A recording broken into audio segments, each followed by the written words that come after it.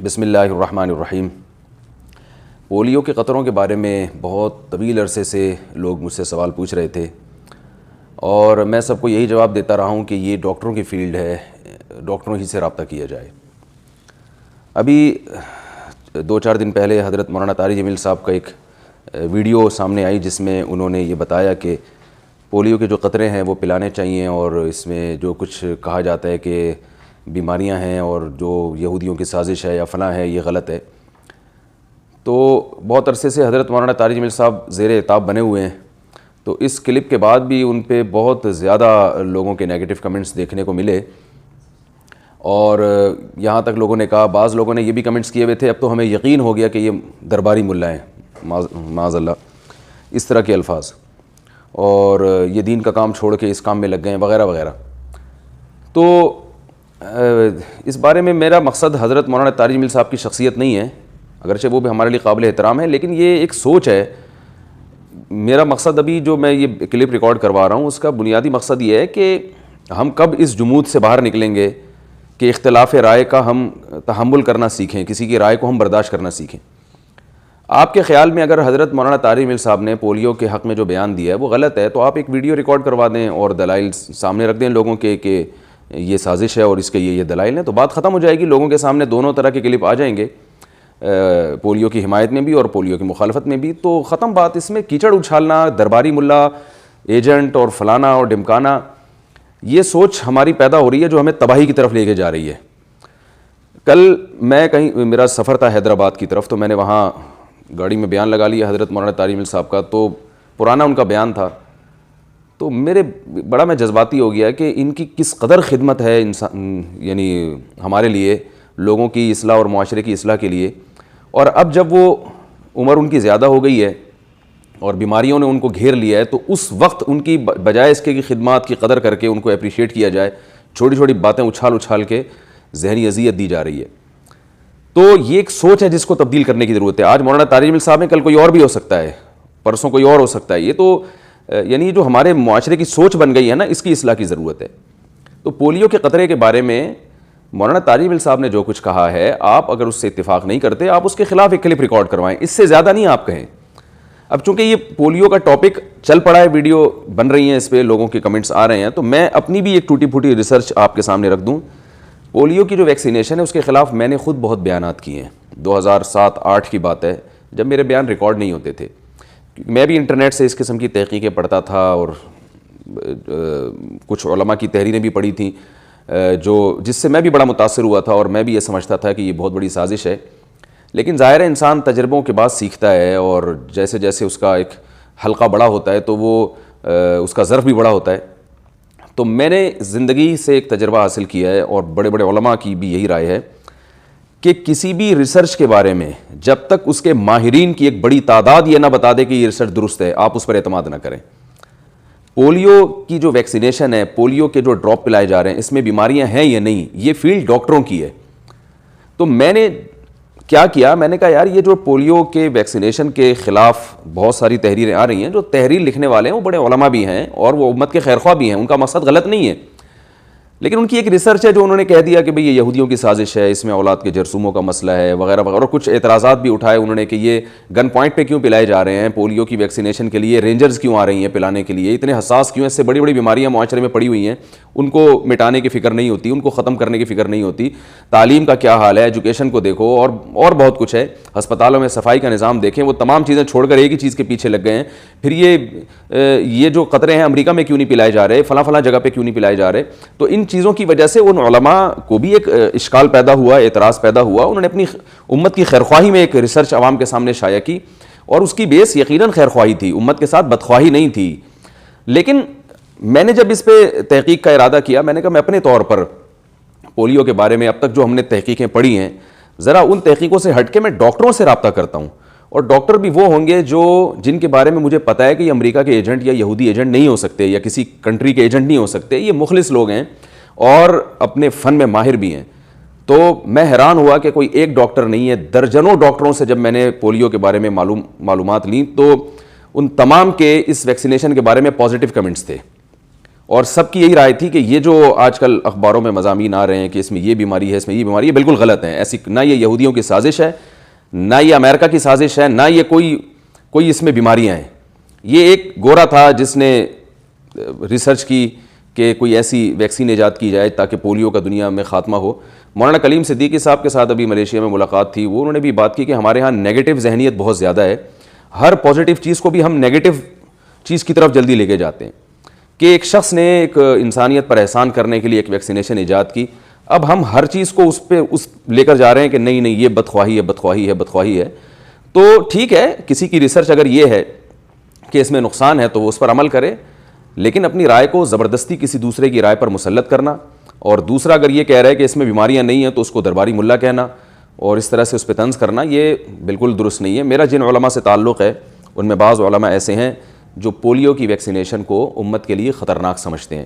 لیکن وہ ان علماء کی شان میں کبھی گستاخی نہیں کرتے جو پولیو پلانے کے قائل ہیں. دارالعلوم کرنگی کا فتویٰ ہے، بہت ریلائبل ایک دینی ادارہ ہے، اس کا فتویٰ ہے کہ یہ پولیو کی ویکسینیشن میں کوئی بیماری نہیں ہے. اور یہ فتویٰ بھی انہوں نے ڈاکٹروں کی ایک بڑے پینل سے تحقیق کر کے، یعنی اگرچہ یہ شرعی مسئلہ نہیں ہے لیکن چونکہ اس کو ایک گویا شرعی مسئلہ بنا کے پیش کر دیا گیا ہے، تو اس لیے بعض علماء کو بھی اس میں آنا پڑا اور انہوں نے ڈاکٹروں کا پینل بلا کے اس سے تحقیق کر کے ایک فتویٰ شائع کیا کہ بھئی ہماری رائے کے مطابق اس میں کوئی ایسی بیماریاں یا کوئی سازش نہیں ہے.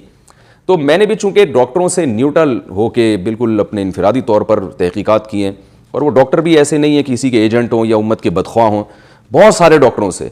انہوں نے ہمیں یہی بتایا کہ یہ جو اخباروں میں اور اس طرح کے رپورٹیں آ رہی ہیں نا، یہ قابل اعتماد نہیں ہے. میں جو ذاتی طور پر ڈاکٹروں سے ملا ہوں، ایک نہیں دو نہیں درجنوں ڈاکٹروں سے،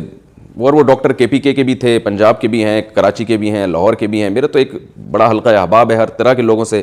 مجھے واسطہ پڑتا ہے. تو وہ سب کہتے ہیں یار یہ اس کی حقیقت نہیں ہے کہ یہ یہودی سازش اور فلاں اور ڈمکانا. ہاں کچھ اعتراضات اٹھتے ہیں، ان اعتراضات کا جواب بھی میں نے ان سے لینے کی کوشش کی کہ سوال یہ پیدا ہوتا ہے یہ گن پوائنٹ پہ کیوں پلائے جا رہے ہیں. ایک طرف تو عراق میں بچوں کو مارا جا رہا ہے اور یہ کیا جا رہا ہے اور ہماری نسلیں ختم کی جا رہی ہیں، فیملی پلاننگ کو پروموٹ کیا جا رہا ہے. دوسری طرف ہمیں اتنے یہ ہمارے خیر خواہ ہو گئے کہ ہمارے بچوں کی زندگیوں کی حفاظت کی فکر میں لگے ہوئے ہیں یہ کہ پولیو نہ ہو جائے. تو ڈاکٹر اس کا جواب یہ دیتے ہیں کہ وہ ہماری خاطر نہیں کر رہے، وہ اپنی خاطر کر رہے ہیں، کیونکہ پولیو ایک متعدی بیماری ہے. یہ بیماری بچوں کو لگتی ہے، تو وہ اس لیے کہ ان کے کنٹریز میں اس پولیو کا مکمل خاتمہ ہو چکا ہے، تو ان کو یہ خطرہ ہے کہ یہاں سے یہ جرمز وہاں نہ چلے جائیں. تو اس لیے انہوں نے پوری دنیا سے اس بیماری کے خاتمے کے لیے بہت زیادہ حساس ہوئے. میں خاص طور پر جو اسلامک کنٹریز ہیں ان میں چونکہ یہ پولیو کے خلاف ایک نفرت کا ماحول پایا جاتا ہے، تو ان کو یہ ہے کہ یہاں نہیں پلا رہے، تو ایسا نہ ہو کہ کیونکہ یہ ریسرچ ہے کہ ایک مریض بھی اگر پولیو کا دنیا میں باقی رہ گیا تو اس سے بھی یہ بیماری دوبارہ پھیل سکتی ہے. تو وہ ہمارے لیے نہیں کر رہے، وہ اپنے لیے کر رہے ہیں. یہ تو غریبی میں ہمیں فائدہ ہو رہا ہے. اس کی مثال ہے جیسے چیچک کی بیماری ہمیں بچپن میں نظر آتی تھی، لوگ یعنی ایک منہ پہ داغ بن جاتے تھے نا، کھڈے سے پڑ جاتے تھے. اب ہمیں چیچک کی مریض نظر نہیں آتے کہیں بھی. وہ ویکسینیشن اتنی ہوئی ہے اس کی کہ چیچک کی بیماری کو کہا جاتا ہے کہ دنیا سے خاتمہ کر دیا. تو کچھ بیماریاں ایسی ہیں جو پہلے ہوا کرتی تھیں لیکن دنیا سے ان کا خاتمہ ہو چکا ہے ویکسینیشن کی وجہ سے. پولیو کے مریض بھی ہمیں پہلے زیادہ ہمارے والدین بتایا کرتے تھے کہ پہلے بہت زیادہ بیماری تھی پولیو کی. اب بہرحال مشاہدے پر مبنی ایک حقیقت ہے کہ اتنے زیادہ پولیو کے مریض نظر نہیں آتے جتنے پہلے ہوا کرتے تھے. اور ایسے لوگ بھی میں نے دیکھے ہیں جن کے بچوں کو پولیو ہوا ویکسینیشن نہ پلانے کی وجہ سے. اور رہا یہ مسئلہ کہ اور اس سے بڑی بڑی بیماریاں ہیں، تو وہ اس سے جو بڑی بڑی بیماریاں ہیں وہ بہت سی بیماریاں متعدی نہیں ہیں اور بہت سی بیماریوں کی ویکسینیشن ایجاد نہیں ہوئی ہے. یہ جو ایک سوال کیا جاتا ہے کہ ہمیں ریسرچ کی اجازت کیوں نہیں ہے کہ یہ جو قطرے پلائے جا رہے ہیں ہم بوتل توڑ کے دیکھیں اس کے اندر ہے کیا. یہ سوال بھی میں نے بہت سے ڈاکٹروں سے کیا. انہوں نے کہا ہمارے پاس وہ لیبارٹری نہیں ہے کہ جس میں ریسرچ ہو سکے. اور جو یورپ میں یا امریکہ میں جو ریسرچ سینٹر ہیں وہاں باقاعدہ ریسرچ ہوئی ہے، اس میں مسلمان ڈاکٹرز بھی ہیں اور یہ کھلے عام ہے، وہ ان کی طرف سے کوئی پابندی نہیں ہے کہ کوئی ریسرچ نہ کرے، کھلے عام اجازت ہے. اور رہا یہ مسئلہ کہ وہاں کیوں نہیں پلاتے، تو اس کا بھی ہم نے جواب لوگوں سے پوچھا ہے. وہ کہتے ہیں پلا چکے ہیں، وہ یہ ویکسینیشن وہاں ہو چکی ہے، تو ایسا نہیں ہے کہ ان لوگوں نے اپنے کنٹری میں نہ پلایا ہو. خلاصہ یہ ہے کہ اگر آپ کسی ذمہ دار ڈاکٹر کے پاس بیٹھیں گے نا، بجائے اس کے کہ فیس بک کے مضامین آپ پڑھیں، آپ اخباروں کو پڑھنا شروع کر دیں. آپ جو لوگ بھی اس پہ بات کر رہے ہیں میں ان سے ہاتھ جوڑ کے کہتا ہوں کہ پولیو یا اور کسی ویکسینیشن کے بارے میں جب آپ نے ریسرچ کرنی ہو تو آپ اپنے محلے کے ڈاکٹر کے پاس جائیں، پہلے اس کا لیبارٹری ٹیسٹ کروائیں کہ یہ کوئی یہودی ایجنٹ تو نہیں ہے. اگر ٹیسٹ میں کلیئر آتا ہے بھائی یہ یہودی ایجنٹ نہیں ہے، اس سے پوچھیں. پھر دوسرے محلے میں جائیں، پھر پنجاب کا سفر کریں، درجنوں ڈاکٹروں سے پوچھیں. تو اگر ڈاکٹر کہہ رہے ہیں کہ یار نہیں ہے، بعض لوگ یہ کہتے ہیں کہ جو ریسرچ آ رہی ہے وہ بھی تو ڈاکٹروں ہی کی ہے،